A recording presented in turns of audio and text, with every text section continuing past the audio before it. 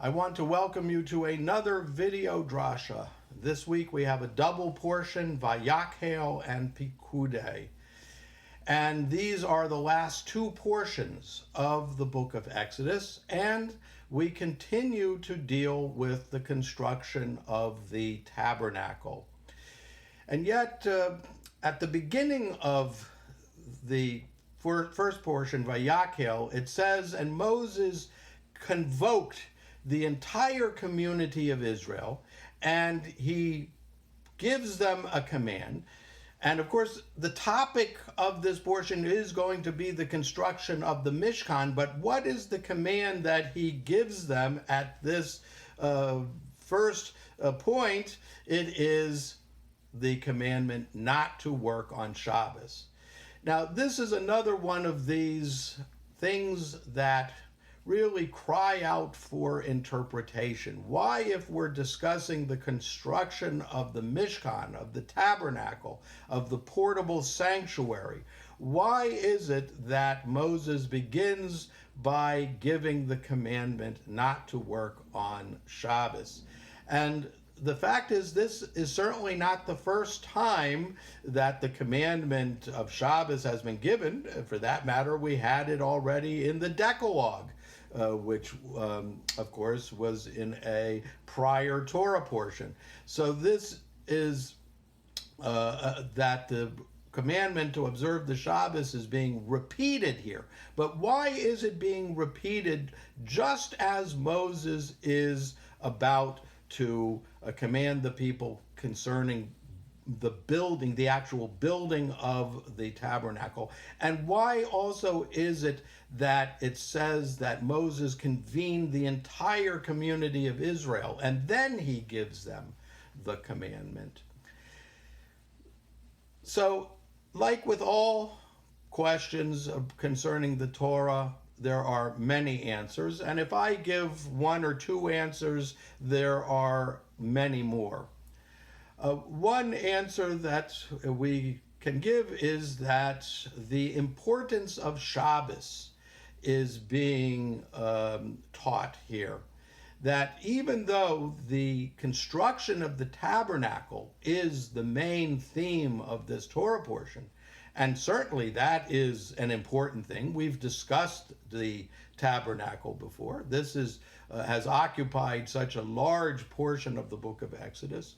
And yet, before the actual building of the tabernacle, Moses reminds the people to observe the Shabbos, that they shouldn't think that because they're doing something as important as building the sanctuary, building the tabernacle, that means, okay, it's all right to work on Shabbos. You can build it on Shabbos. No, the fact is, it's the exact opposite. Moses is telling the people here, even when it comes to building the sanctuary, the tabernacle, you can work on 6 days, but you must rest on the seventh day, on the Shabbos. The other thing, of course, is that we learn certain important things about Shabbos from the building of the tabernacle. Because indeed, one of the vexing questions is when the Torah says, you shall do no work, what does that really mean? Work can have many definitions. Does that mean, does work mean that I can't do that from which I make a living? So is that what the Torah is prohibiting here? Well, that certainly is not the case. I mean, that's not how we observe Shabbos. Is it telling us, is work something that means exertion, things that are hard to do, that require a lot of strenuous action? Well, again, that certainly is not the case, because there are many things that are prohibited on Shabbos that don't require hardly any exertion. So what is work? Well, the definition of work basically is derived by the halacha from the construction of the tabernacle. That any activity that went into or was involved in the building of the tabernacle, that is work. That it is really what the word in the Hebrew, the word is malacha. What malacha is is creative activity. And so anything that went into the building of the tabernacle is by definition creative activity, and hence that is work that is prohibited on Shabbos. But I want to also bring up, I think, another explanation for why the juxtaposition. Why are these two things put together? The building of the tabernacle and the commandment to observe Shabbos. Because what we really have here are two different conceptions of holiness. You know, we have the idea of a holy place.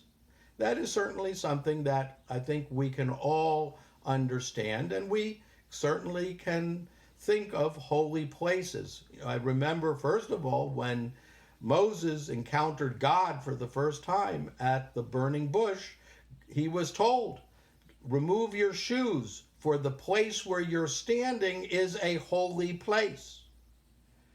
We talk about the land of Israel as being Eretz Kedosha, a holy land. Jerusalem is a holy city, and certainly the temple that stood in Jerusalem is called in Hebrew Mikdash. Mikdash contains within it the word kadosh, holy. Mikdash is a sanctuary. By the way, our English word sanctuary, of course, is from the Latin word sanctus, which means holy, a holy place. So clearly there is an idea of a holy place. And certainly we understand that when you're in a holy place, it should cause you to behave in a certain way, right? We have an idea that there are things that would be inappropriate to do in a holy place. And on the other hand, there are things that are appropriate to do there.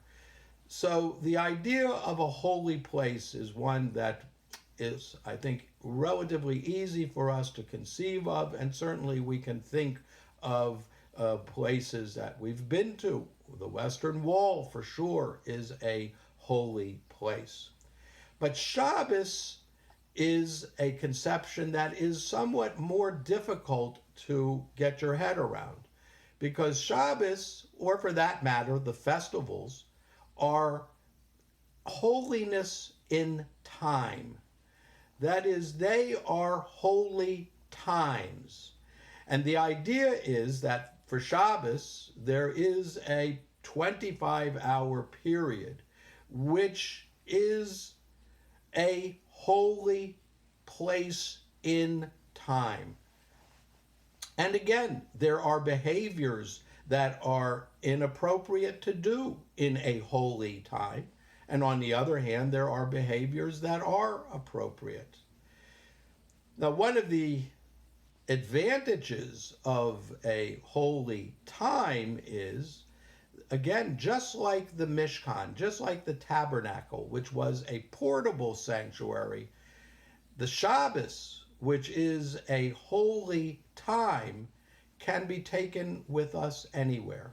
You can observe Shabbos in Poland, you can observe Shabbos in Morocco, you can observe Shabbos in Afghanistan, you can observe Shabbos in Peoria, Illinois.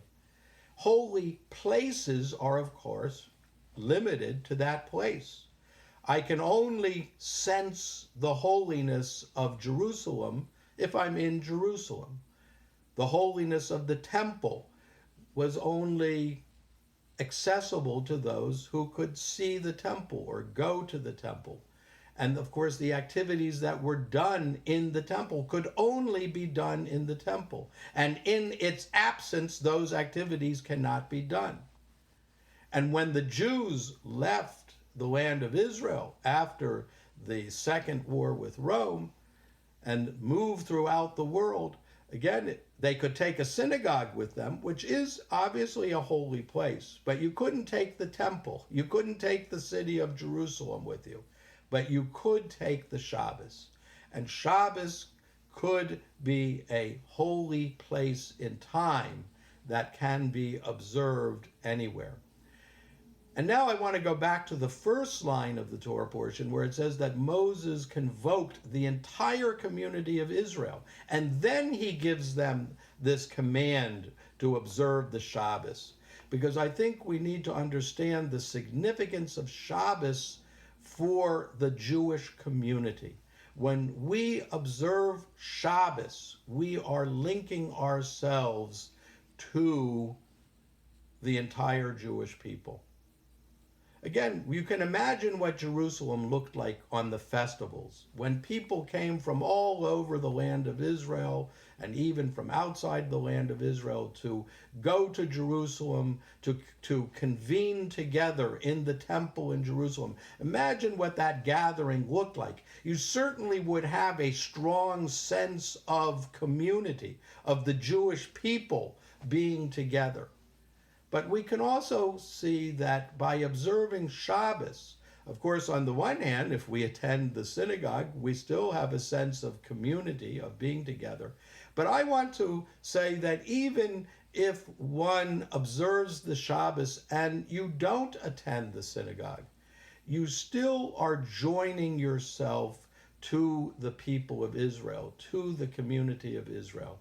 And that Jews really, anywhere they are, anywhere they find themselves, can be part of the Jewish people when they observe Shabbos, because all the Jews, not only in all places, but throughout all history, have observed the Shabbos.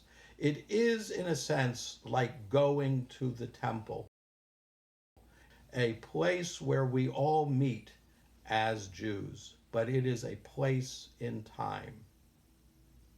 I want to wish everyone a good Shabbos. I hope that when you read this week's Torah portion, you will perhaps think about some of these ideas, and they will be of some help in making this portion meaningful to you. Good Shabbos.